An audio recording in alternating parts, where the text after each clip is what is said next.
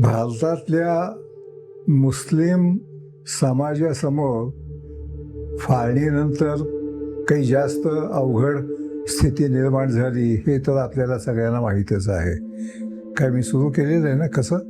हां.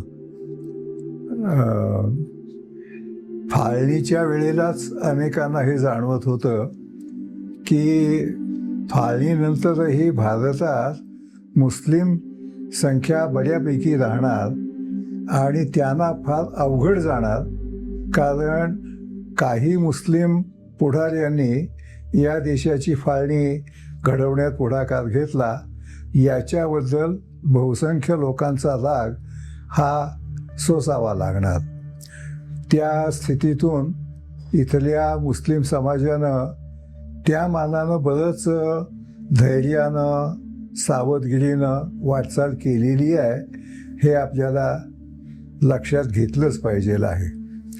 त्याने ही जी भूमिका घेतली आहे आणि त्यांनी म्हणजे म्हणत असताना मला म्हणजे त्या ज्या 2-3 महत्त्वाच्या संघटना आहेत की मौलानांची संघटना आहे वगैरे, यांनीही या बाबतीत अतिशय तत्परतेनं त्या वेळेला या भूमिका मांडल्या की आम्हाला भारताचं संविधान हे मान्य आहे आणि इथल्या न्यायालयाला अधिकार आहे मुसलमानांचेही विषय हाताळायला आणि त्याबद्दल निर्णय घ्यायला. याचं त्यांनी जाणीवपूर्वक जे जाहीर प्रकटीकरण केलं त्याचाही फार मोठा उपयोग होतो आहे. म्हणजे बहुसंख्य असलेल्या लोकांच्यातल्या समजदार लोकांना सावधपणानं भूमिका घेणं त्यामुळे सोपं झालेलं आहे. हमीद दरवाईंनी तर फार क्रांतिकारकच पाऊल उचललं होतं. मी त्यावेळेला होतोच, पाहतच होतो मी ते सगळं. आमच्या परीनं थोडंफार आम्ही करतही होतो. आणि नंतर हे आपल्याला जरूर लक्षात घेतलं पाहिजे आहे की एकंदर स्वातंत्र्य प्राप्तीपर्यंत जे प्रश्न होते आणि जी स्थिती होती त्यापेक्षा नंतर वेगळी काय झाली तर देशात सरकारच्या वतीनं शिक्षण प्रसाराचं काम फार मोठ्या प्रमाणावर झालेलं आहे. आणि याचा फायदा हा जसा अन्य वंचित थरांना झाला आहे, म्हणजे अनुसूचित जाती जमाती महिला या थरांना शिक्षणामध्ये संधी मिळाली. आणि आपण असं पाहतो की गेल्या 70 वर्षामध्ये त्यामुळं त्यांचं सबलीकरण व्हायला खूप मदत झाली. तसंच मुस्लिम समाजातही शिक्षणाचं प्रमाण त्या मानानं वाढलं. शिक्षण म्हणजे जे असं औपचारिक महाविद्यालयं विद्यापीठं यांचं शिक्षण असं मी इथं गृहीत धरतो आहे, त्यामध्येही मुस्लिम मुलामुलींना चांगल्यापैकी प्रवेश मिळायला लागला आणि तेही त्याच्यात रस घ्यायला लागलेले आहेत. आणि त्याच्यामुळं आपल्या विकासाच्या वेगळ्या वेगळ्या वाटा धुंडायला त्यांना आता मदत झालेली आहे. म्हणून फक्त एक काहीतरी कप्पेबंद आधीच्या काळातलं होतं, तो कप्पेबंदपणा आता कमी होण्याला या 2-3 गोष्टींच्यामुळं खूप मदत झालेली आहे. हे जसं एका बाजूला दिसतंय तसं दुसऱ्या बाजूला काय घडलं आहे की जगामध्ये 2-3 फार वाईट प्रवृत्ती वाढल्या. एक तर पश्चिम आशियातले देश, त्याच्यात सिरिया काय इराक काय यांच्यामध्ये सुरू झालेलं अलीकडल्या काळातलं इसिस वगैरे म्हणजे आतंकवादी कारवाया, याचा परिणाम हा स्वाभाविकपणे म्हणजे त्यामुळं सर्वसाधारण मुसलमानांच्याबद्दल नाराजी असं वाढायला ते कारण आहे काही प्रमाणात. पण त्याचबरोबर त्याही बाबतीत इथल्या म्हणजे विशेषतः देवबंदलाच जी एक मोठी परिषद झाली होती, मला वाटतं 5-7 वर्षापूर्वी झाली, त्या परिषदेमध्ये जवळपास 10,000 मौलाना हजर होते असं त्यावेळेचं वाचल्याचं आठवतं आहे मला. त्यामध्ये जे निवेदन स्वीकारलं गेलं त्याच्यात एक मुद्दा स्पष्ट करण्यात आलेला आहे की जिहाद म्हणजे परधर्मीयांना मुसलमान करण्यासाठी शस्त्र चालवणं हा अर्थ कुराणाला अभिप्रेत नाही. हा खुलासा हा अतिशय ठळकपणानं आता इतर लोकांच्या समोर आलेला आहे. जिहाद याचा खरा मुळातला अर्थ स्वतःमध्ये असलेल्या अपप्रवृत्तींवर मात करायची. आता याच्या पुढच्या काळामध्ये या तिन्ही चारी दिशांनी प्रयत्न चालूच ठेवले पाहिजेत आपल्याला की शिक्षण प्रसार, आर्थिकदृष्ट्या स्वतःच्या पायावर उभं राहणं, धर्माचा योग्य तो अभिमान बाळगणं. धर्म म्हणजे माणसाला आपण एका व्यापक मोठ्या शक्तीसमोर नम्रपणानं वागत राहणं आणि सद्वर्तन, नैतिक वर्तन याची प्रेरणा धर्मापासून घेणं हे जे खरोखर ज्या काळात त्या धर्मांची स्थापना करण्यात आली त्या काळात हे मुख्य उद्देश होते की माणूस एकटा परिस्थिती एवढी विचित्र, सृष्टीतले एवढ्या भयंकर घटना, त्याच्यापुढं माणसाला आपण एकदम क्षुल्लक आणि दुबळे आहोत असं वाटणं, अशा स्थितीत सुद्धा आपण चांगल्या रीतीनं जगू शकतो यासाठी नैतिक आधार द्यायचा, आत्मबळ पुरवायचं आणि तू चांगलं वाग ही शिकवण द्यायची. हे जे कुठल्याही धर्माच्या स्थापनेमधले मुख्य उद्देश, त्या उद्देशांशी सुसंगत राहून कुराणाची शिकवण, इस्लामिक परंपरेची शिकवण जेवढी या दृष्टीनं योग्य आहे ते वळण पुढं चालू ठेवायलाच पाहिजे आहे. पण धर्माच्या नावानं कर्मकांड, ज्या अंधश्रद्धा असतात त्या आणि स्त्रियांच्यावर अन्याय करणारे रूढी यांच्या विरुद्ध जाणीवपूर्वक अतिशय प्रेमळपणानं समजावून सांगत लोकांना त्या सगळ्या अपप्रवृत्तींच्या पासून सगळ्या समाजाची सुटका करायची आहे या दिशेनं प्रयत्न करत राहायला पाहिजे आहे. क्लॅश ऑफ सिव्हिलायझेशन्स हे जे 30 वर्षापूर्वी अमेरिकेतल्या एका मोठ्या सॅम्युअल तर त्यानं जे काही मांडणी केलेली होती त्याचे परिणाम थोडे झाले.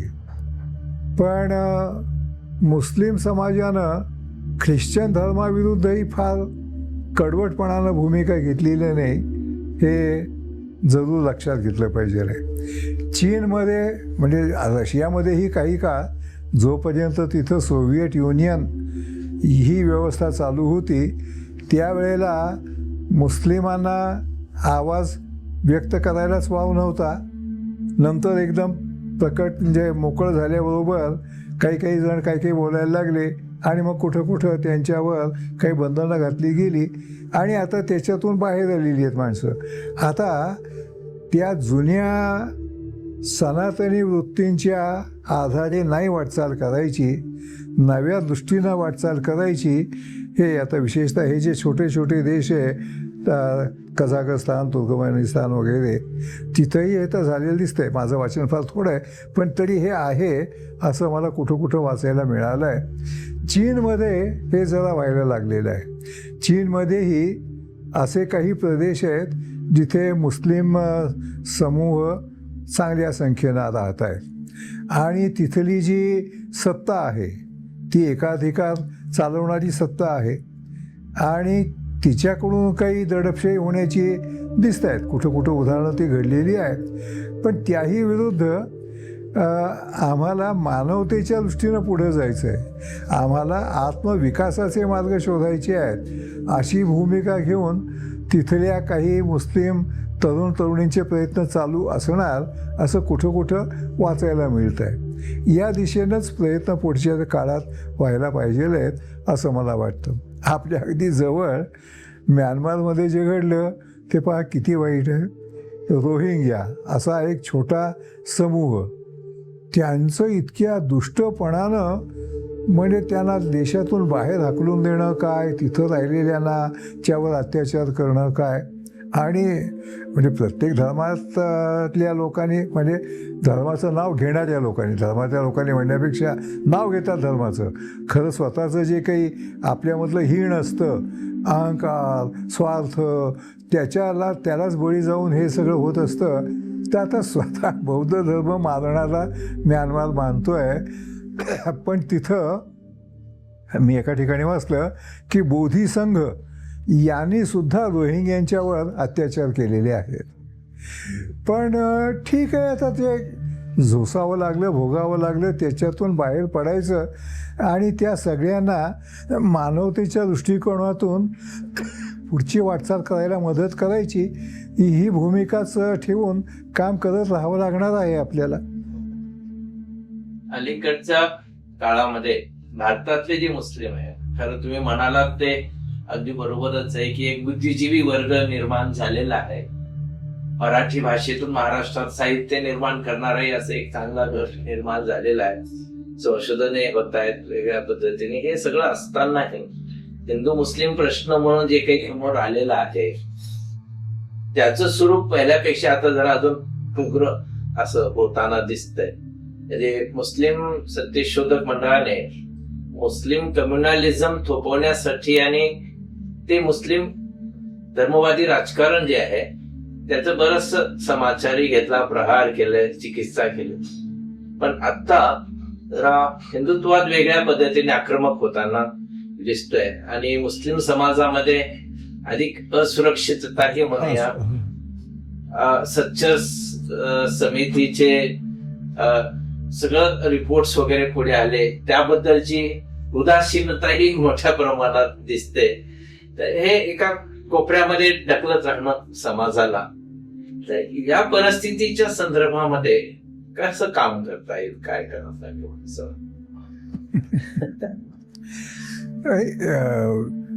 हा जो भाग आहे की हिंदुत्ववादी शक्ती आक्रमक झालेल्या आहेत. आता त्यांचा हेतू राजकीय आहे, हे तर अगदी सरळच आहे.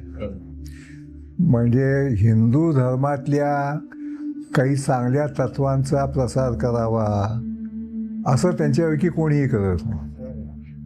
हिंदू समाजाला विशेषतः गेल्या 1200 वर्षात म्हणजे मीराबाई, सुरदास तेव्हापासून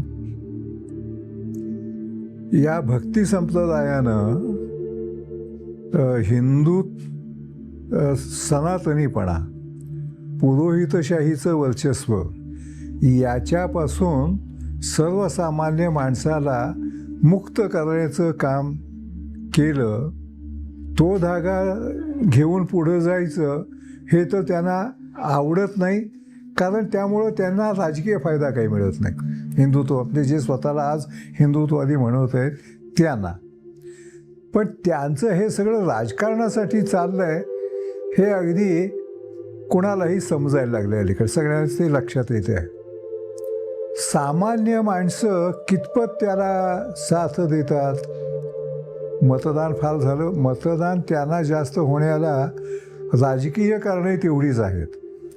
म्हणजे बहुसंख्य हिंदू लोकांनी हिंदुत्वाच्या कारणासाठी म्हणून भाजपला मतं दिली असं म्हणण्यापेक्षा एकूण डाव्या पुरोगामी संघटनांची दुर्बलता, काँग्रेसचं स्वतःचं डिजनरेशन, सगळ्या दृष्टीनं काँग्रेस पक्ष डिजनरेट झालेला आहे आणि त्यामुळं अनेक लोक एक पर्याय म्हणून भाजपला मत द्यायला लागलेले आहेत. भाजपला मत देणारे सगळे हिंदुत्ववादी, आक्रमक हिंदुत्ववाद मान्य आहे असं मानणं काही बरोबर होणार नाही.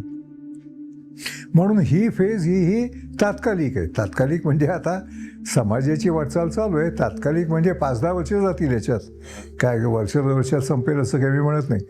पण 5-10 वर्षापेक्षा जास्त काळ हा जो काही राजकारणातला उग्रपणा आहे आणि त्याला लोकांचा पाठिंबा मिळतोय असं दृश्य दिसतंय, हे राहणार नाही. बहुसंख्य लोक हे सुखासमाधानानं जगू इच्छितात, माणुसकी जपली पाहिजे अशी जाणीव असते आणि म्हणून त्यांच्याबरोबर जास्तीत जास्त संवाद वाढवणं हे त्याला मुस्लिम सत्यशोधक मंडळानं जे प्रयत्न या दिशेनं चालवलेले आहेत ते खरोखर फारच उपयुक्त आहेत हे दिसतंच आहे आपल्याला. इतर मंडळीही त्या दृष्टीनंच प्रयत्न करत आहेत हेही आपल्याला दिसतं आहे. जे कट्टरवादी आहेत दोन्ही, मुस्लिम काय हिंदू काय, कट्टरवाद्यांच्या त्यांच्याशी वादविवाद करण्यात आपली शक्ती वाया घालवू नये. त्यांना डावलून त्यांना इग्नोर करून पुढं जात राहायचं.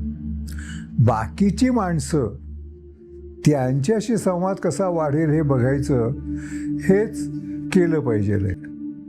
आमच्या सगळ्या मित्रांना हेच सांगत असतो, रोज उठून हिंदुत्ववादी पुढाऱ्यानं काही म्हटल्याबरोबर त्यावर प्रतिक्रिया द्यायची. कशाला त्या नादाला लागताय, कशाला त्याच्यात आपली शक्ती वाया घालवत आहे. आपण चांगलं पॉझिटिव्ह जे आहे ते सांगत राहावं आणि या दिशेनं वाटचाल केली म्हणजेच आपल्याला सामान्य माणसांना त्यांच्या त्या कचाट्यातून मोहजालातून मुक्त करणं सोपं जाणार आहे. तर या दिशेनंच आपण वाटचाल करत राहायला पाहिजे आहे.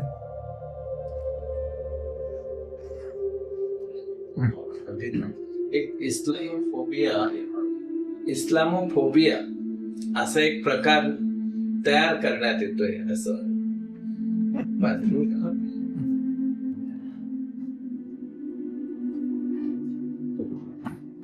त्याने कितीही मुसलमानांच्या बद्दल आक्रस्तेपणानं विधानं केली, कुठं कुठं काही कृत्य केली, तरी आवश्यक तेवढी दखल घ्यायची पण जास्त महत्त्व द्यायचं नाही त्यांना, असं मानतच पुढं आपल्याला जायला पाहिजे.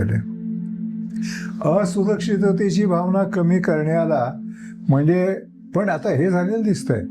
म्हणजे 25-30 वर्षापूर्वी दंगली झाल्यानंतर मुस्लिमांनी फक्त आपल्या वस्तीत जाऊन राहायचं जे सुरू झालं होतं, आता मला वाटतं तसं होत नाही आहे. आता इतरही ठिकाणी राहायला काही हरकत नाही आहे, फार असुरक्षित नाही. एक तर हिंदू मुस्लिम दंगलींचं प्रमाण एकदम कमी झालं आहे. काही जण म्हणतातच की हिंदुत्ववादी शक्ती सत्तेवर आल्या म्हणजे त्यांना दंगली करण्याचं कारण राहत नाही. ते असेल, पण एकंदरीनं सर्वसामान्य माणसांच्या मध्ये आपल्याला भांडून उपयोग नाही आहे, काही आपला फायदा होत नाही आहे याची जाणीव वाढते असं मला वाटतं. हिंसाचाराचं आकर्षण हे एक वेगळा प्रकार आहे सध्या. आणि जे आपण अमेरिकेत पाहतो तर ते इतका गोळीबार होतोय वेगळ्या वेड्यासारखा, तर ते बाकीचंच बेचव जीवन झालं आहे. मग बेचव जीवनावर मात काय करायची तर काहीतरी तदार पाहिजे म्हणून हिंसाचार करायचा. असा या हिंसाचाराच्या कडला प्रवाह काही काही जणांचा वाटतं, फार थोडे लोक त्या दिशेनं जात आहे. पण त्यामुळं आपण फार चिंतित व्हायचं कारण नाही आहे. ठीक आहे, हेही होत असतं. हे सगळे पेरिफेरल फिनॉमिना आहेत, काठावरचे हे सगळे प्रसंग आहेत असंच आपण मानलं पाहिजे. आणि माणुसकी हा मुख्य आधार घेऊन आपण जरूर या असुरक्षिततेवर मात करू शकू. प्रगतिशील समाजकारण करणं, बाकीच्या ज्या गोष्टी राहिलेल्या आपल्या आहेत म्हणजे स्त्रियांना अधिक बरोबरीचं स्थान मिळणं वगैरे, किंवा म्हणजे आता पसमानदा मुस्लिम यांच्यासाठीही ज्या काही गोष्टी करणं आवश्यक आहे त्या करण्यावर आपण जाणीवपूर्वक भर दिला पाहिजे असं मला वाटतं. आणि या दिशेनं धर्म भेद बाजूला ठेवून जास्तीत जास्त माणसं एका व्यासपीठावर कशी येतील हा प्रयत्न व्हायला पाहिजे आहे. म्हणजे आता ते परत असंच आपल्याला बघावं लागेल, जे राजकीय कारणासाठी मुस्लिम द्वेष भडकवण्याचा प्रयत्न करत आहे ते मदरशांची उदाहरणं वारंवार देत राहणार. बाकीच्या माणसांपैकी काही जणांचं अज्ञान आहे, माहितीच नाही आहे. पण जे माहिती करून घेत आहेत त्यांच्या आता हे लक्षात यायला लागलं आहे की तुम्ही म्हणाला तसं मदरशामध्ये आधुनिकीकरण हे वाढायला लागलेलं आहे. कॉम्प्युटरचा वापर, कॉम्प्युटरमुळे या नव्या माहितीचा आणि ज्ञानाचा चांगल्या कामासाठी वापर हे वाढायला लागलेलं आहे. याची दखल हे म्हणजे जो इथला बहुसंख्य समाज आहे त्यातले लोक घ्यायला लागलेले आहेत. काही जण आपलेपणानं कुठं कुठं जाऊन मदरशातलं हे बदलता येईल का, हे सुधारता येईल का असं प्रयत्न करत आहेत. अशी ही उदाहरणं आहेत. त्यांची संख्या वाढायला पाहिजे, आज कमी आहे, वाढायला पाहिजे ते व्हावं. पण तो काही फार मोठा प्रश्न आहे असं काही मला वाटत नाही आहे. ज्यांचे हितसंबंध आहेत म्हणजे राजकीय कारणासाठी ते हे मुद्द्यांना blowing out of all proportion खूप मोठं करून दाखवायचं हा त्यांचा प्रयत्न चाललाय. आपण त्यांचं एवढं मोठं अकरा विकरा रूप नाही हे आपण स्वतःपुरतं लक्षात ठेवायचं. जमेल तेवढं इतरांशी बोलताना हे मांडायचं आणि या पलीकडे जाऊन दुसरं जे करणं महत्त्वाचं, चांगलं आहे, पॉझिटिव्ह, सकारात्मक त्या गोष्टींच्यावर भर द्यायचा हे आपण करत राहायला पाहिजे.